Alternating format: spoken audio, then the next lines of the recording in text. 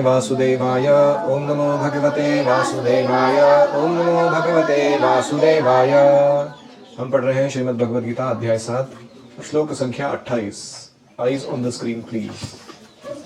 येषां पुन्तगतं पापं जनानां पुण्यकर्मणां ते द्वन्द्वमोह निर्मुक्ता भजन्ते मां दृढव्रताः। जिन मनुष्यों ने पूर्व जन्म में तथा इस जन्म में पुण्य कर्म किए हैं और जिनके पाप कर्मों का पूर्णतया उच्छेदन हो चुका है, वे मोह के द्वंद्वों से मुक्त हो जाते हैं और वे संकल्प पूर्वक मेरी सेवा में तत्पर होते हैं। तो कल हमने दो चीज देखे, अंतगतम पापम और पुण्य कर्मणा। आज हम दो चीज देखेंगे, द्वंद्व मोह निर्मुक्ता और भजन्ते मां दृढव्रताः। हरि ओम सहना भवतु सहनो भुनक्तु सह वीर्यं करवावहै तेजस्विनावधीतमस्तु मा विद्विषावहै। ओम शांति शांति शांतिः। ओम अज्ञानतिमिरान्धस्य ज्ञानाञ्जनशलाकया चक्षुरुन्मीलितं येन तस्मै श्रीगुरवे नमः। जय श्री कृष्ण चैतन्य प्रभो नित्यानंद श्री अद्वैत गदाधर श्रीवासादि गौर भक्त वृंद। हरे कृष्णा कृष्णा कृष्णा हरे हरे, हरे राम राम राम हरे हरे। तो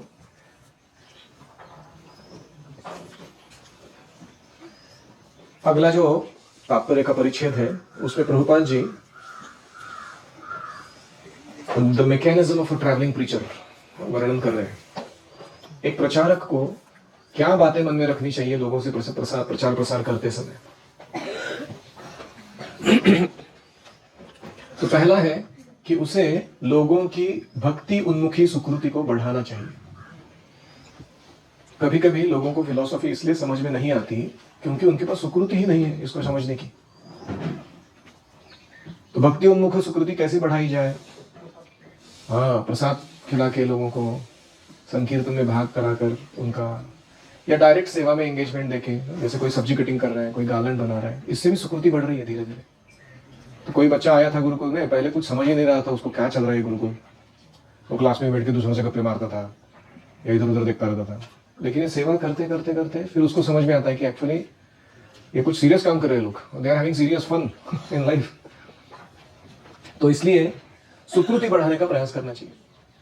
मंदिर अगर साफ सुथरा रहता है, अत्यंत स्वच्छ रहता है, लोग आते हैं और उसकी अप्रिसिएशन करते हैं, अरे क्या स्वच्छ मंदिर है बताया इसको, उनका उसकी सुकृति बढ़ती है उस व्यक्ति की। अगर वो भक्तों को मिलता है और देखता है कि इनका घर कितना पवित्र होता है, ये लोग कितने, इनका वेशभूषा, इनका रहन सहन, इनका बातचीत, खान पान सब कितना अच्छा है, उनकी सुकृति बढ़ती है। ये सब देख के सुकृति बढ़ाने के अनगिनत तरीके हैं। जरूरी नहीं कि हम उनसे फिलॉसफी झाड़े। तो कभी कभी हमें दिखाई देता है कि फिलॉसफी समझ में नहीं आ रही है किसी को, no problem, just let them undergo the routine of devotional engagements. एक के बाद एक, कहीं ना कहीं अलग अलग कार्यों में उनको जोड़े रखो, धीरे धीरे धीरे उनको समझ में आने लगेगा कि भक्ति क्या चीज है। तो यह है पहला। दूसरा, we should give them higher association. हमारा संग जो है ना, वो सीमित बेनिफिट करा सकता है दूसरों का। महत सेवाम द्वारमाहुर विमुक्ते है।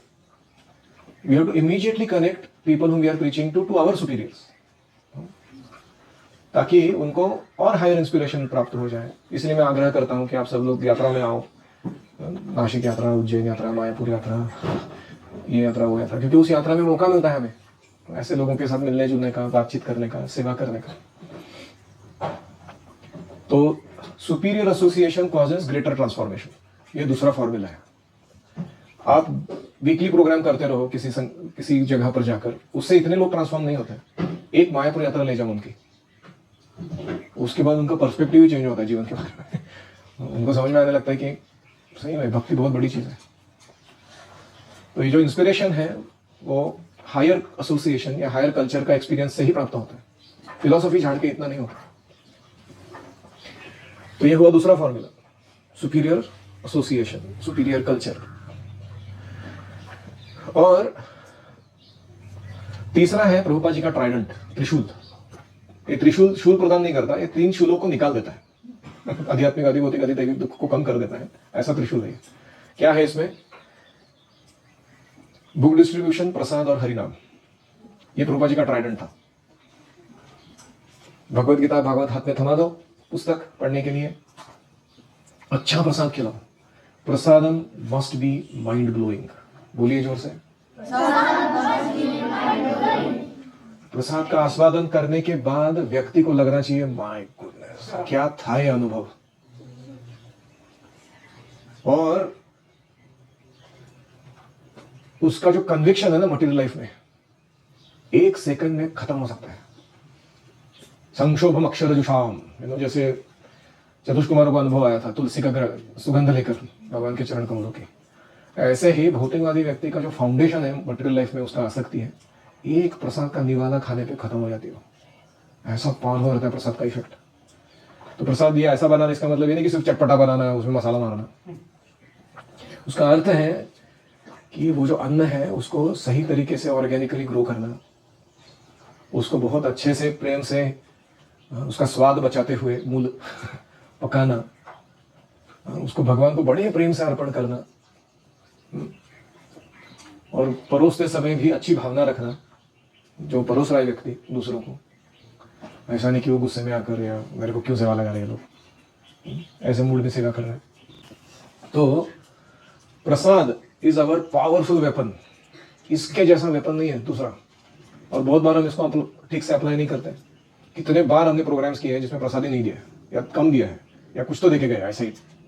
It was not mind blowing. You understand what is the standard mind blowing मतलब क्या है? जैसे हमारे श्री गणेश को कुक करते हैं, दैट्स कॉल्ड माइंड ब्लोइंग। तो यह है दूसरा वेपन। और तीसरा है हरिनाम, सिंगिंग एंड डांसिंग। ये भी बहुत आकर्षक है। इस दुनिया के लोग कितने अजीब तरीके के प्रयास कर रहे हैं, कितना पैसा खर्च करते हैं लोग पब्स में जाके, कुछ तो डिस्को म्यूजिक लगा के धाड़ धाड़ आड़ा टेढ़ा नाच के दिखाने के लिए। पता है आपको पुणे के एक पब का एक रात का कितना है पता नहीं मुझे भाड़ा, 3-5 हज़ार तो ऐसे ही चले जाते हैं सिर्फ एंट्री मारने के। उधर जाके वो दारू पीने का, खाना मांस मच्छी खाने का, वो तो अलग ही उसका पैसा। लेकिन फिर भी खुश नहीं होते। दूसरे दिन सुबह जब उठते हैं उल्टियां करते हैं और उनको लगता है कि क्यों गड़बड़ किया मैंने कल रात को, क्या अस्तित्व है मेरा। टॉयलेट के सीट में मुंह डाल के उल्टी करते बैठने में क्या आनंद है।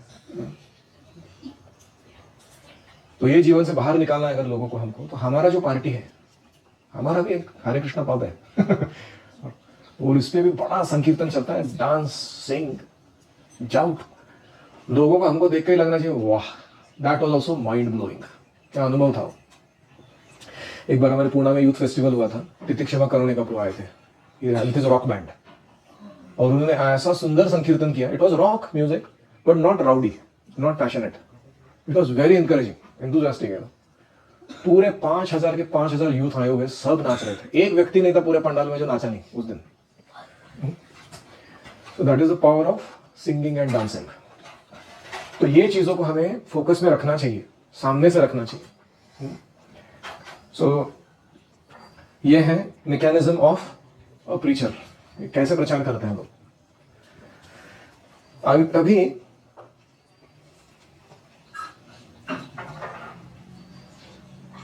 दृढ़ व्रतः के बारे में प्रभुपाद लिखते हैं कि परमेश्वर को समझ पाने का जो संकल्प है उसे हमें दृढ़ व्रत होकर पालन करना चाहिए। अहम तरिष्यामि दुरंत पालम तमो मुकुंदांग्रि निषेव एव। इन this life time I will attain Krishna. इसको कहते हैं दृढ़ व्रतः। एक जीवन में मैं कृष्ण को जरूर प्राप्त करूंगा। इस व्रत को लेकर हमें पालन करना चाहिए भक्ति के तत्वों को। अगर हम सोच रहे हैं कि ठीक है, कृष्ण ने बोल ही दिया है कि सुशिराम श्रीमताम के हे योग भ्रष्टो अभी जाए थे, योग भ्रष्ट भी हो गया तो अपना कॉन्सोलेशन प्राइस तो डिसाइडेड है ना, अगले जन्म में वापस ट्राई कर लेंगे हम। तो ऐसा नहीं है। We have to be very very determined कि मैं इसी जन्म में प्यूरिटी स्टैंडर्ड्स को फॉलो करूंगा, इसी जन्म में सबको गुरु कृष्ण वैष्णवों को संतुष्ट करूंगा, और फिर मैं इसी जन्म में भगवत धाम जाऊंगा। एक बार प्रभुपाद जी को किसी ने पूछा, Prabhupada ji why maya is so strong, माया इतनी दृढ़ व्रत क्यों है? हमको फंसा ही देती हो। हम इतना ट्राई करते हैं अलग अलग रूप से, लेकिन कुछ तो ऐसा यूनिक प्रोसेस निकलती है माया कि हम वापस भूल जाते हैं। हम कृष्ण भावना करने के लिए निकले थे। तो प्रभुपाद जी ने कहा जवाब में, the question was why is Maya so strong. तो प्रभुपाद जी ने अपना फिस्ट को ऐसे सामने मेज पे मारा जोर से, because your determination was not very strong. क्यों माया दृढ़ व्रत है? क्योंकि तुम दृढ़ व्रत नहीं हो। तुमको अभी भी चाहिए कि तुम माया में फंसो।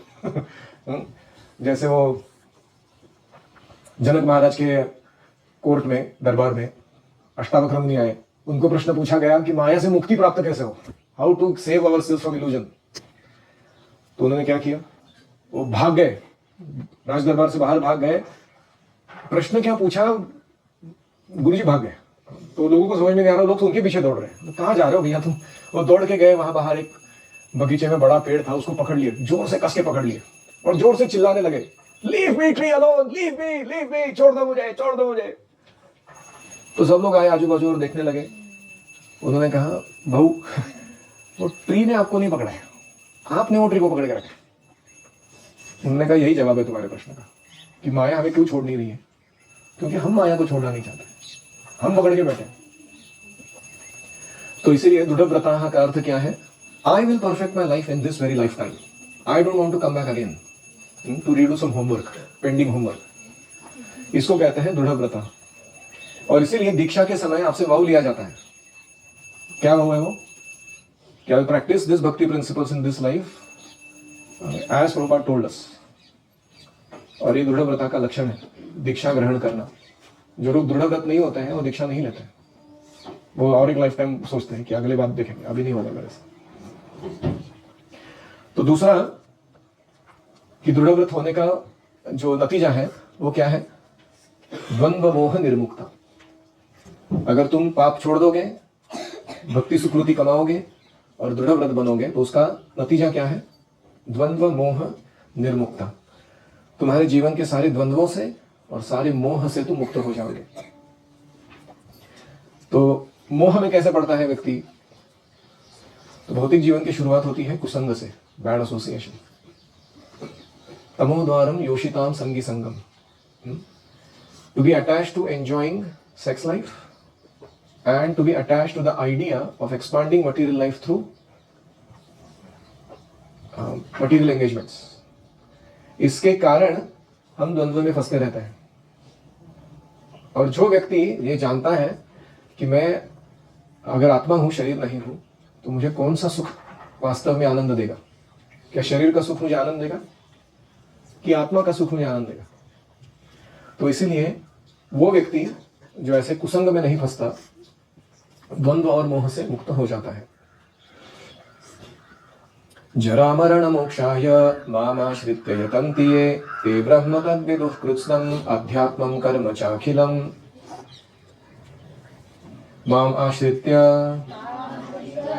आफ्टर टेकिंग शेल्टर ऑफ मी, ये जरा मरण मोक्षाय यतन्ति, those who endeavor for freedom from old age and death, te tad brahma viduhu, they know that Brahma, kritsnam adhyatmam, akhilam karma cha, they know the complete adhyatma, and they know all the karma. Here karma means transcendental activities. जो जरा तथा मृत्यु से मुक्ति पाने के लिए यत्नशील है, यानी दृढ़ व्रत है, वे बुद्धिमान व्यक्ति मेरी भक्ति की शरण ग्रहण करते हैं। माम आश्रित्य, मेरा आश्रय लेते हैं। वे वास्तव में ब्रह्म है, वो स्वयं ही ब्रह्म बन जाते हैं। They come to the spiritual platform, they transcend material engagement. और वे दिव्य कर्मों के विषय में पूरी तरह से जानते हैं। दिव्य कर्म क्या है? आध्यात्मिक जगत में आध्यात्मिक जीव, आध्यात्मिक भगवान की सेवा जो कर रहा है, वो कार्य, उसको क्या कहते हैं? दिव्य कर्म। तो रूपा जी लिखते हैं, एक लेवल है कि यह समझना अहम ब्रह्मास्मि, मैं शरीर नहीं हूं, मैं मन नहीं हूं, मैं बुद्धि नहीं हूं, मैं अहंकार नहीं हूं, मैं आत्मा हूं। लेकिन ये काफी नहीं है। इसके बाद अगला स्टेप है अहम दासोस्मि, कि मैं एक दास हूं भगवान का। तो ये दोनों लेवल, ये व्यक्ति, दृढ़ व्रत व्यक्ति पार कर देता है। शुद्ध भक्त ब्रह्म पद पर आसीन हो जाते हैं और फिर भी दिव्य कर्मों के विषय में सब कुछ जानने लगते हैं। Not only they become detach from the body, they engage in pure spiritual activities. तो दोनों, अहम ब्रह्मास्मि मतलब डिटैच फ्रॉम बॉडी, एंड अहम दासोस्मि मतलब attach to the transcendental activities. जैसे हनुमान जी है for example, is Hanuman ji attach to the service of Ram? Is Hanuman ji just happy being without Ram, thinking that I am not body, I am soul? No. तो यही point है इनका कि जरा मरण मोक्षाय, जरा मतलब बुढ़ापा, मरण मतलब मृत्यु, इनसे मुक्ति प्राप्त करने के लिए माम आश्रित्य, कृष्ण का आश्रय लेकर जो प्रयत्न करता है, यतंती ते ब्रह्म तद विदुः, वो ब्रह्म बन जाते हैं, ब्रह्म को जानने वाले होते हैं। अध्यात्मम कर्म च अखिलम, वो अध्यात्म कर्म पूरी तरीके से जान जाते हैं। रूपा जी लिखते हैं, जो लोग भगवान के अर्च रूप का पूजा करते हैं वे भगवान का ध्यान करते हैं और भवबंधन से मुक्ति पाते हैं। यानी अर्च विग्रह की सेवा जो है वो हमें डायरेक्ट एक्सेस प्रदान करती है अध्यात्मम कर्म च अखिलम। It's a total 24/7 spiritual activity, और इसीलिए अर्च विग्रह की सेवा बहुत महत्वपूर्ण है। तो कोई कहेगा कि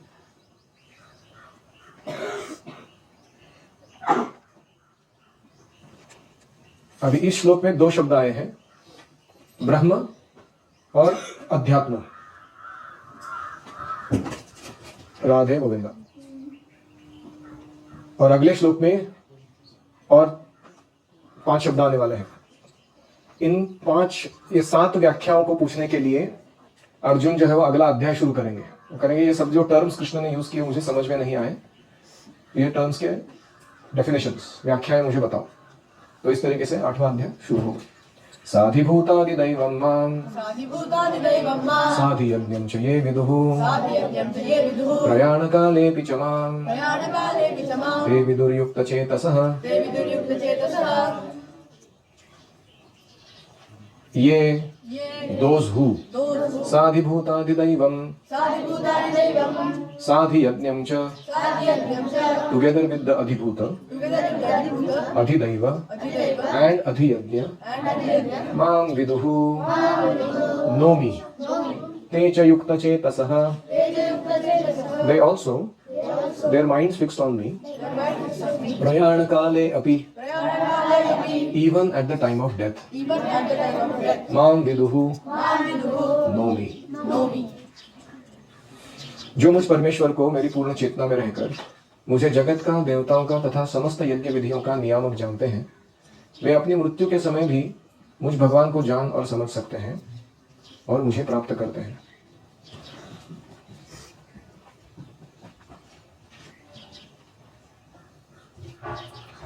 तो एक, क्योंकि ये टर्म्स की डेफिनेशन अगले अध्याय में विस्तार से आने वाले हैं, मैं अभी इसको इंडिविजुअली नहीं बताऊंगा। मैं सिर्फ प्रभुपाद जी जो 7वें अध्याय का समरी बोल रहे हैं, सारांश, उसको अभी बोलता हूं। यह 7वां अध्याय विशेष रूप से बताता है कि किस प्रकार व्यक्ति पूर्णतया कृष्ण भावना भावित हो सकता है। कैसे, शुरुआत कैसे हुई थी? तत्शृणु, याद है आपको? पहला श्लोक में क्या था? सुनो। कृष्ण खुद बोल रहे तुम मुझसे सुनो। क्या करने के लिए? वो रिवर्स सीक्वेंस किसको याद है? Take out 7.1। मय्या सक्त मनाभार्थ योगम युञ्जन मनाश्रय असंशय समग्रम यथा ज्ञास्यसि तत् शृणु। तो यथा ज्ञास्यसि, कृष्ण को कैसे जानोगे वो सुनो। तो उसके पहले क्या था? असंशयम समग्रम, संशय से रहित और पूर्ण रूप से। फिर उसके पहले योगम युञ्जन, by practising the system of yoga. मद आश्रय, by taking shelter of me. क्या होगा? मई आसक्त मनः, you become fully Krishna conscious.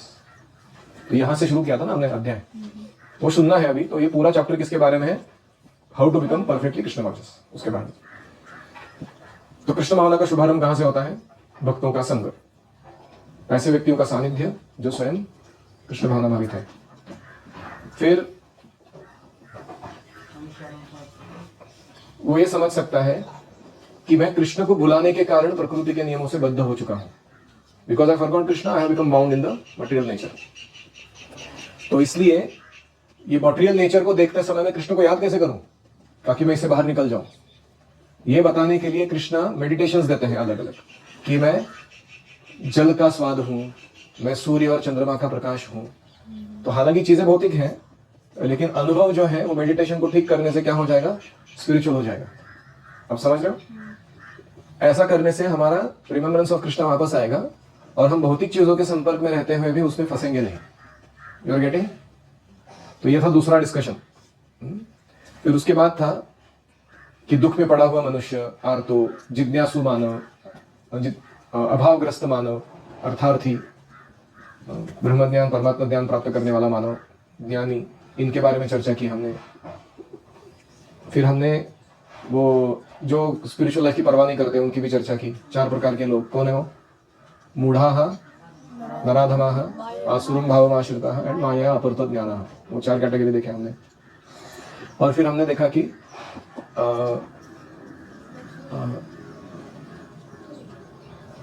शुद्ध भक्ति करने के लिए ये जो गुण थे,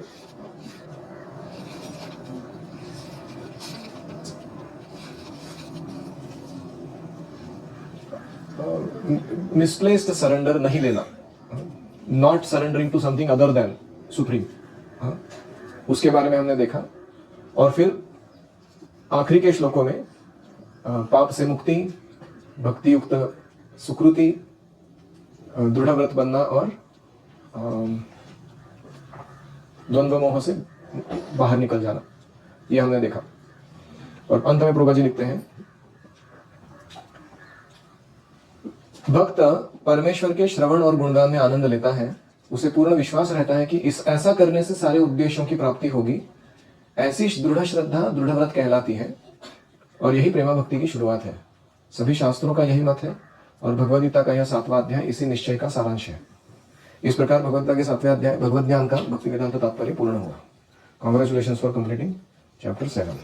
किसी का कोई प्रश्न है?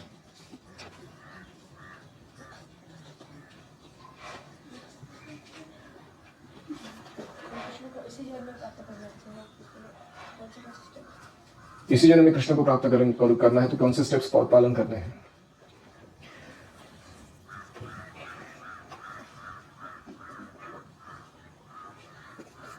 आदौ गुरु पादाश्रय, पहला स्टेप है एक बोनाफाइड अधिकृत आध्यात्मिक व्यक्ति जो हमें मार्गदर्शन दे सकते हैं, उनका शरण लेना। सद्धर्म पृच्छा, don't become blind follower, ask relevant questions. सद्धर्म के बारे में पूछा करना, प्रश्न करना कि what are eternal principles that I am supposed to follow, सद्धर्म। विश्रम्भेण गुरो सेवा, विश्रम्भ यानी रिस्पेक्ट एंड इंटीमेसी के साथ उनकी सेवा करना, उनके आदेशों को पालन करना। साधु वर्तमानुवर्तनम, और साधु यानी हमारे बाजू में जो अन्य आध्यात्मिक लोग हैं उनके चरण चिन्हों का अनुगमन करना। वो कैसे प्रैक्टिस कर रहे हैं वो ऑब्जर्व करना। जो हर भक्त में अच्छा गुण है, उसकी भक्ति को दृढ़ बनाने में मदद कर रहा है, उसको सीखना उससे। तो ये कुछ 4 मेन स्टेप्स हैं और बाकी सारा इसके ये बीज से बाकी सारा खुल जाता है आगे स्पिरिचुअल लाइफ। और हमने पहले भी चर्चा किया है, mastery under a master, conducive learning practice environment and giving oneself goal oriented push, incremental push. तो ये 3 किसी भी फील्ड में आप जाइए, तबला सीखना है, कराटे सीखना है, ऑर्गेनिक फार्मिंग सीखना है, कुछ भी करना है आपको, ये 3 ही प्रिंसिपल्स है। स्पिरिचुअल लाइफ सीखना है, mastery under a master, find the best guy in that field and learn under him. दूसरा, कंड्यूसिव लर्निंग प्रैक्टिस एनवायरनमेंट, अपने हैबिट्स, लाइफस्टाइल, रिसोर्सेज ऐसे तैयार करो कि हो तुम इमर्शन प्राप्त करो उस क्षेत्र में। तीसरा है पुश, गोल ओरिएंटेड पुश। आज इधर था, कल इधर जाऊंगा, फिर आगे जाऊंगा, ऐसे रोज करना है। ओम हरे कृष्णा कृष्णा कृष्णा हरे हरे, हरे राम राम राम हरे हरे, हरे ओम तत्सत। श्रील प्रभुपाद की जय।